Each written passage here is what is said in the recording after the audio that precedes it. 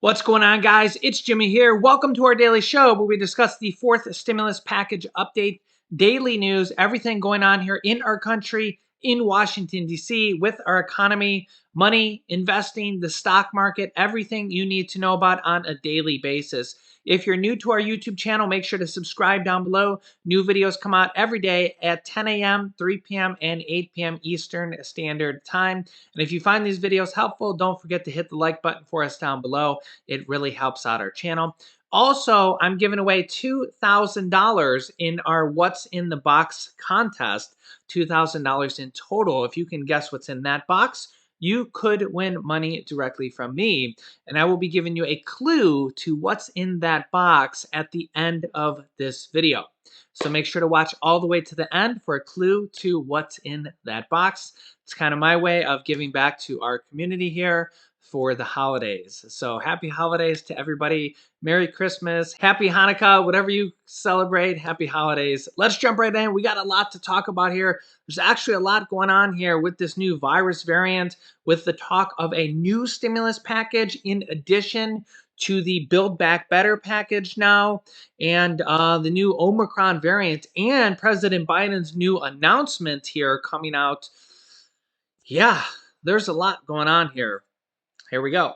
The World Health Organization says that cases are doubling in 1.5 to 3 days for the Omicron variant in areas with local spread. Wow, that is insanely fast.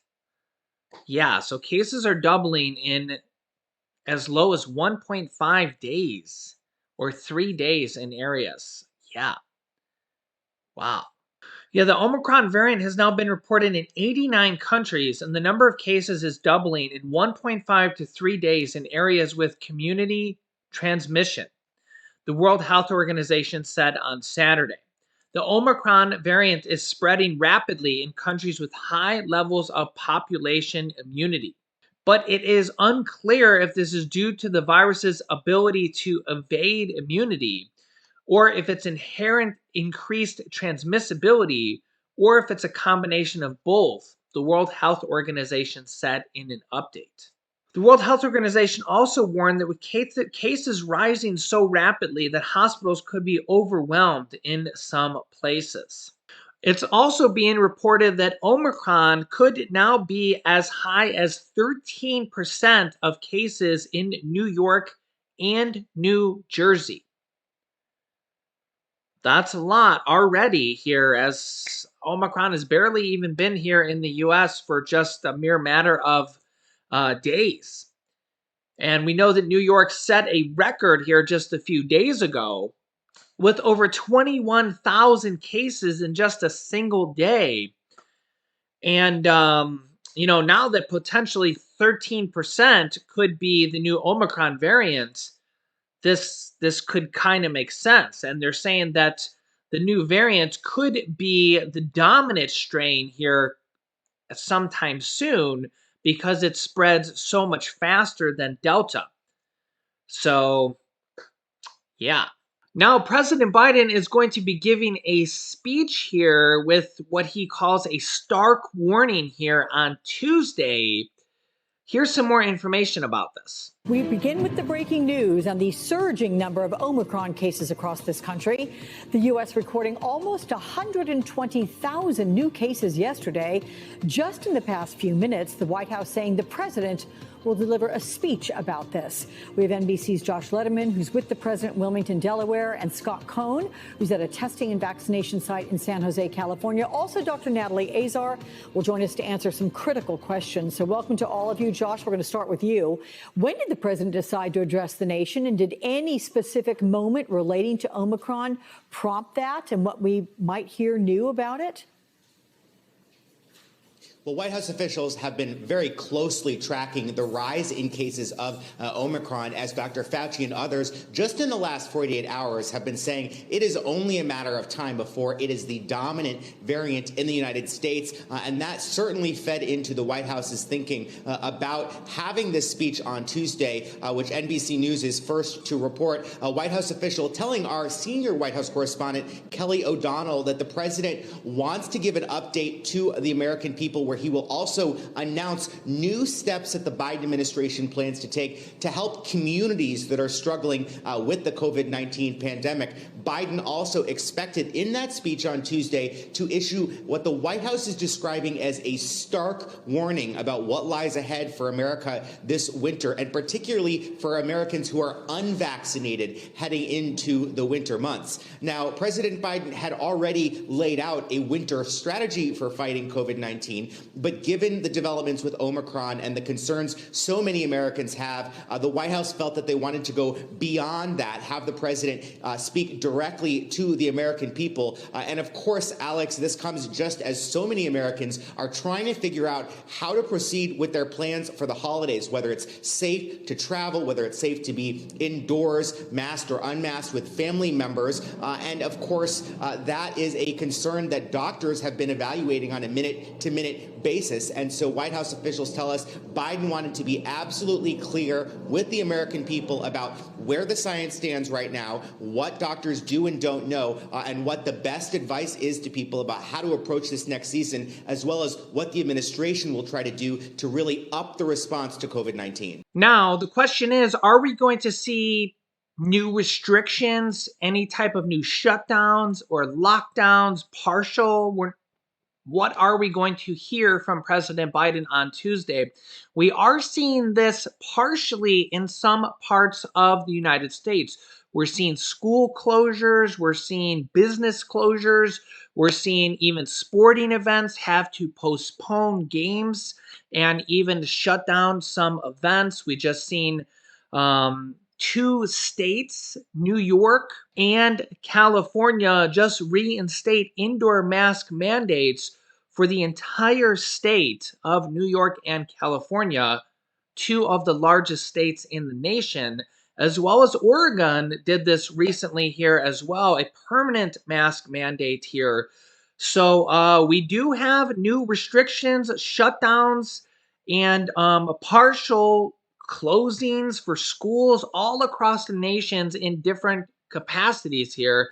And this is with Omicron just getting started here in the US. And the question is, what are we going to see from President Biden's quote, stark warning, especially for people that are non-vaccinated here going forward? As you heard that announcer there say that we're maybe going to see something for vaccinated and non-vaccinated people, kind of differentiating this going forward. No, this is also what is prompting House Democrats to now call for another virus stimulus relief package here. Democratic Representative Jamal Bowman is leading this effort in the House of Representatives. This would be in addition, or maybe instead of, the Build Back Better package, which is more of kind of a social stimulus package. This would be kind of emergency virus relief package, which is really what stimulus package 1, 2, and 3 for, is now kind of leading the charge here. Just a few days ago, this was just called upon because of the Omicron variant and because of inflation. So this does really make sense because by a lot of accounts, we have New York State and Washington, D.C. setting all-time record highs. We have new states kind of implementing brand new mask mandates. And this does kind of make us think, is this deja vu all over again? Are we back to the beginning of the pandemic? Are we doing 2020 all over again? It's a good question. I mean, it kind of makes us think here. I mean, we're at 100,000 plus cases per day. When we did our shutdown back in 2020, our actual initial lockdown, we were at like 30,000 some cases per day. We're at like 130,000 cases per day. So it does kind of trigger deja vu for a lot of people. I mean, we're at way more cases per day now than when we actually shut the country down. Also, Democratic lawmakers are pushing to reduce or remove the filibuster in the Senate. That's the rule that is 60 votes needed to pass normal bills. actually, Senator Joe Manchin and Kirsten Sinema have actually been in talks with Republicans to do this. Okay. There's a couple reasons to do this. Number one, for voting rights, but this would also possibly affect it for everything in the Senate. So there's been a lot of discussion here over the past several days, and this would be going forward here as well, because reducing the filibuster, changing it, reducing it to a talking filibuster, changing the filibuster from 60 votes down to 50 votes, or changing it in any way, shape, or form would be a significant thing going forward, because if they don't need 60 votes in the future, only 50 votes in the future, that would significantly change the way bills need to be passed in the future. Because if you only need 50 votes to pass a bill in the future, in the Senate, for example, they could pass a bill for stimulus checks just like that, standalone bill for anything. Now, remember that Republicans wanted to get rid of the filibuster back when former President Donald Trump was president, and Republicans wanted to get rid of the filibuster. Here's actually a headline that I just Googled here from back in like 2017, actually from April 3rd, 2018. It says President Trump has been pushing Senate Republicans to go with the nuclear option to push through his nominees and legislation.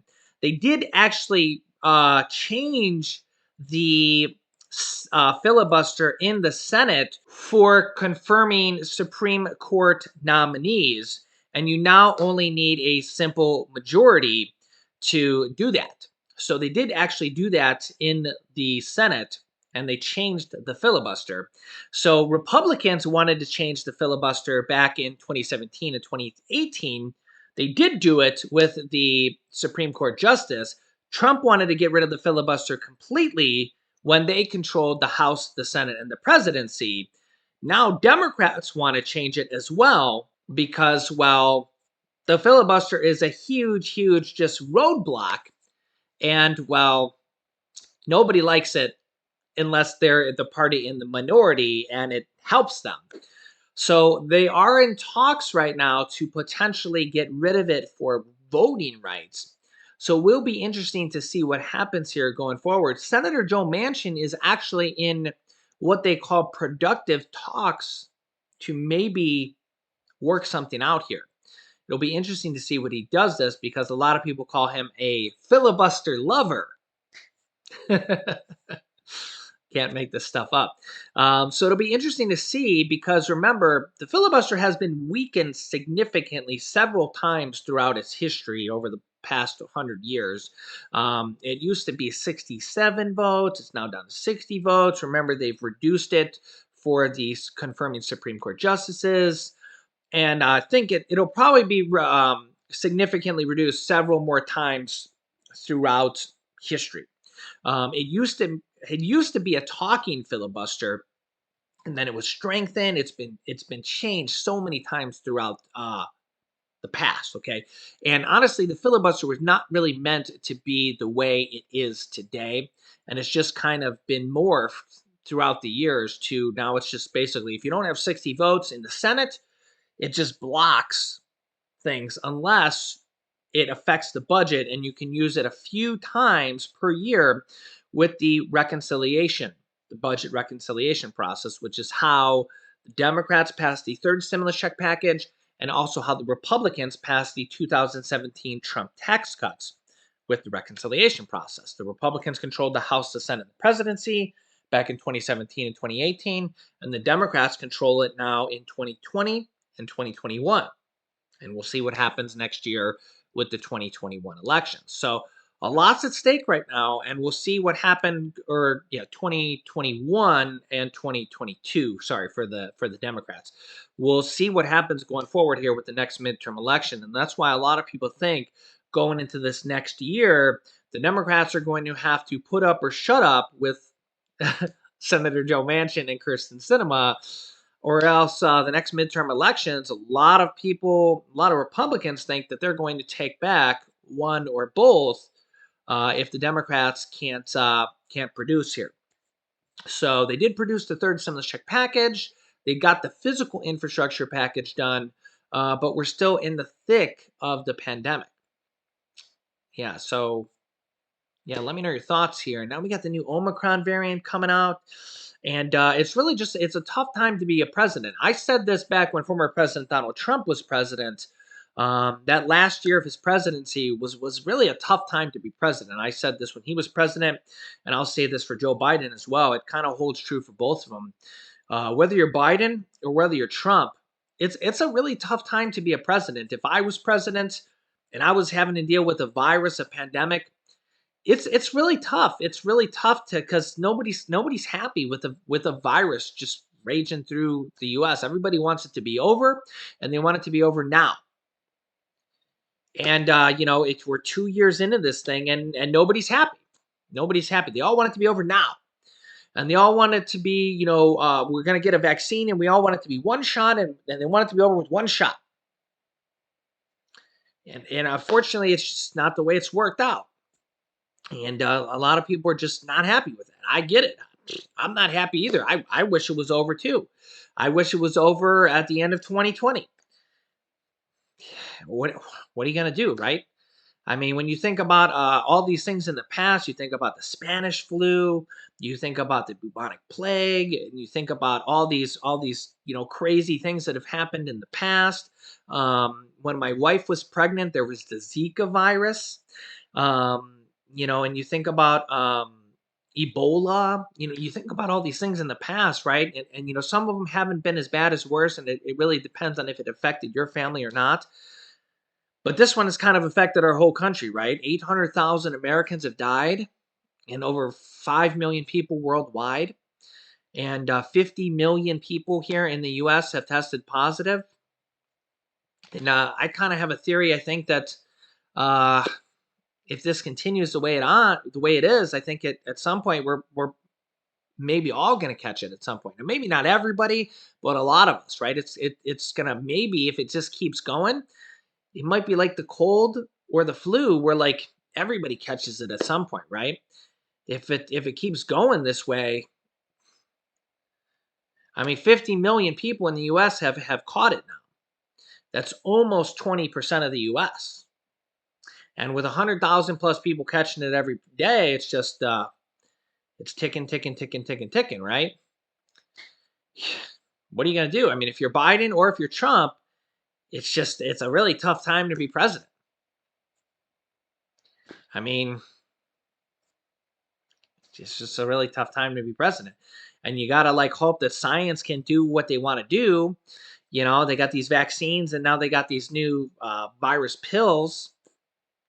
And you hope that the medical community can do what they want to do or can do the best that they can. What are you going to do if you're president? Yes, it's a tough time to be president, man. If I was president, it's just really tough time to be president. And then you try to get reelected, and it should be like I tried my best. I tried my best. And of course, Republicans are going to say, "Oh, that the Democratic president was the worst," and Democrats are going to say the Republican president was the worst. And a lot of people, they're not going to change their mind. A lot of people don't look at the president objectively. They're going to a lot of people have their minds just already preconceived ahead of time. They just, a lot of people just already, the day that the other party president comes in, they already think he's terrible. So a lot of people's minds are already made up. I try not to do that at all. I try to look at the president objectively. I try to think, is he doing a good job? Is he doing a bad job? And honestly, when I try to look at presidents objectively, I try to look at them as, I try to give them the benefit of the doubt, honestly, because I try to think of myself as a realist. I try to think of myself as a patriot. I try to think of myself as an American, and I want the best for our country, whether it's a Democratic president or a Republican president. I think we've had a lot of good from both sides, and I want to think that both sides are doing the best for our country. So Republican or Democrat, I want to think that they're both trying to do the best they can. Whether they're Republican or Democrat doesn't matter to me personally. So, you got to think they're going to go out there and give it their best. It's just during a pandemic, it's just really, really tough to do that. Let me know your thoughts in the comments. So let's get to our what's in the box contest here. Let me bring up my next clue here. So the way this works is I'm giving away $2,000 in total here. We did $1,000 last month here. So the way it works is if you can guess what's in this box, you'll be entered into the pool of people that have guessed correctly. Okay, so if you guess correctly, you're entered into the group of people that have guessed correctly, and from there, I will have 20 people picked at random to win $100 each for a total of $2,000. They'll be picked at random. Okay, 20 people will win $100 picked at random. Okay, all you have to do to guess is just comment down below what you think is in the box. And I'm going to give you one clue for 10 videos. Okay, 10 clues total. This is clue number 2. If you want to see clue number 1, go watch the video before this. Okay, so I'll link you to the video before this after this. So, and after 10 clues, I recommend you write down the clues. I'm going to open the box, show you what's in the box, and then I'm going to show you the 20 winners that are picked at random. And then I'll contact the winners, and I'll send them the money via like PayPal or Venmo or something like that. Okay. So clue number 2 to what is in that box is people have searched for this item far and wide. Okay? People have searched for this item far and wide. All right, that's clue number 2. I recommend you write this down on a piece of paper.